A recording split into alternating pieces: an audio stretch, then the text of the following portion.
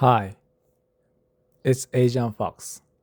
Today, I want to talk about something I learned pretty quickly after arriving in Saudi Arabia.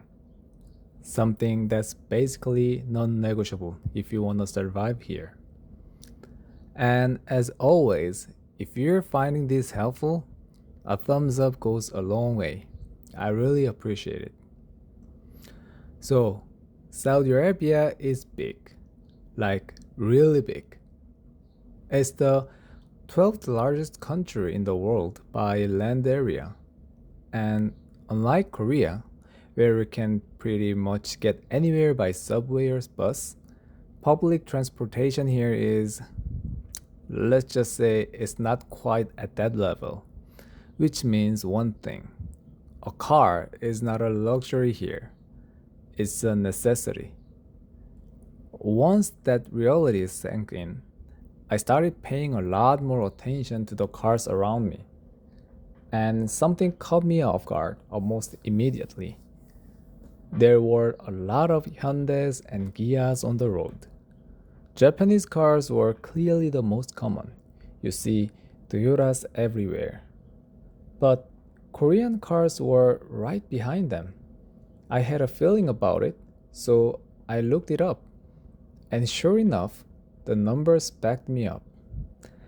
Based on 2025 market share data, Toyota leads the pack at around 24%, followed by Hyundai at 10% and Kia at 8%.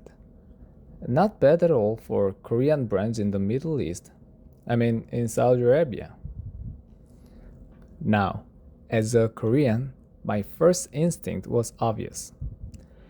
If I buying a car anyway, why not support a Korean brand while I'm at it? But then I remembered family comes before national pride.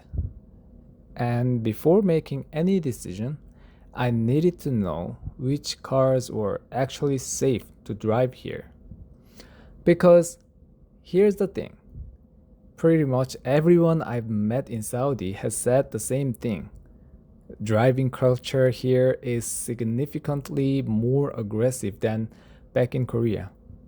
And when a few people casually mentioned that, they'd personally witnessed fatal accidents on the road.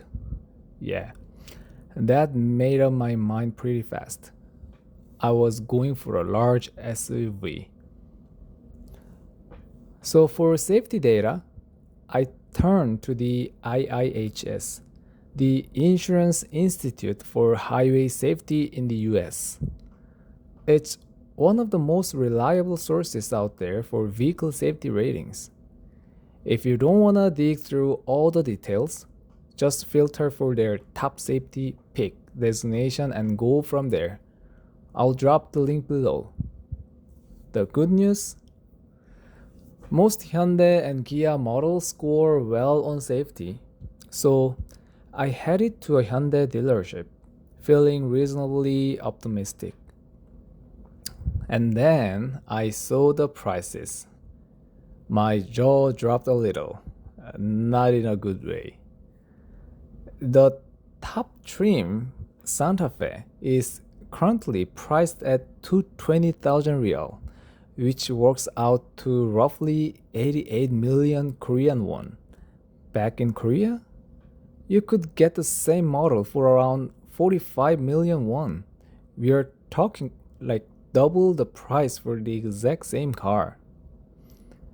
What made it even more interesting was the other model, Palisade, which is a larger, higher end model than the Santa Fe, coming in at around 230,000 real for the top trim. Barely a difference in price. It's still about 60% more expensive than in Korea, but if you're choosing between the two, the math is pretty clear. Pay a little extra and go for the Palisade. Still, I was curious about Toyota, the market leader. So, I went and checked. And honestly, the numbers were hard to argue with. The RAV4, one of Toyota's most popular models, is available as a hybrid for around 170,000 real. The Highlander, which is larger and also hybrid, comes in at under 210,000 real. Better specs, lower price, even hybrid powertrain. At that moment, patriotism had to take a backseat. So I decided to look for cars from other brands as well. You know, sometimes the numbers just make the decision for you, right?